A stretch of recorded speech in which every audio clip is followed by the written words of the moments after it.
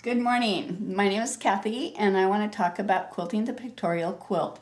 So this morning we're going to talk about your finished quilt top and what it usually takes to quilt the pictorial quilt. And just like any other quilt, you want to preserve the integrity of all three of these layers. And for pictorial work, that usually means a lot of quilting in the ditch, which is that you're going to go around each of your pictorial objects that you've appliqued on here. In this case, I'm doing a crane's head and all of the feathers. So quilting in the ditch means that you want to actually have your needle. If you can come in closer here and take a look. I have my free motioned foot on. I'm using a very skinny weight thread this morning and a small needle because I want that thread to disappear in that ditch. Essentially, I don't want it to show up.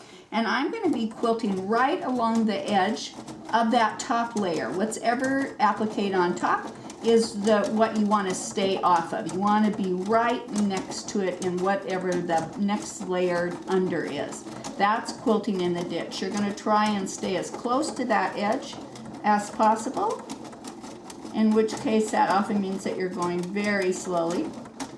If you need to stop and move the quilt, pivot the quilt and move your hands, stop your needle, and then continue on forward.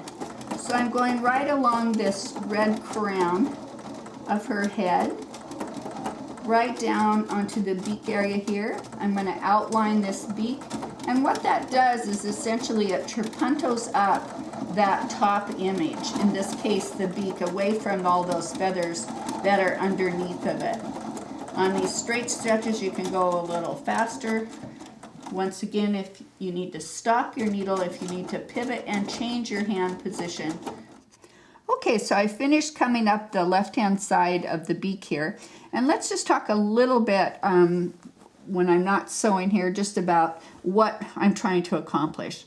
So anytime that there are two separate fabrics or two different layers like there is in this beak here, then I would just be sure to quilt wherever that ditch is. And in the case of this beak, I just wanted to separate out so that his beak could open a little bit. You can see I've got to go around the eye, the blue portion of the eye, right around the pupil of the eye. I actually want to go around each of those individual parts of the crane's head in order to not only secure the integrity of those three layers, but also to separate those out and create some dimension for those. Now, if you want to go back in and add actual texture on top of the objects, like in this crane's head, or perhaps if I can shift this just a little bit, you might be able to see I've created some texture in the feathers here now. Then you can go back on top and add your texture of feather outlines or some fluffiness in the neck or something. But that's after you've gone around the ditch of all of the major elements first.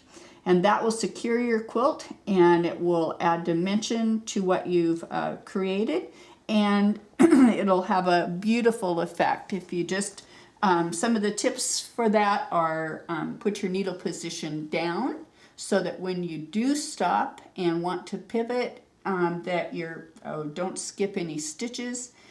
Those skinny weight threads really help when you're in the ditch because they disappear, and by skinny weight threads I mean like 60 weight or above. And secure all of that first, and then go back in and add the texture that you'd like to create on top of each of those elements. So that's quilting in the ditch. I hope you have a good day. Thanks so much. Bye-bye.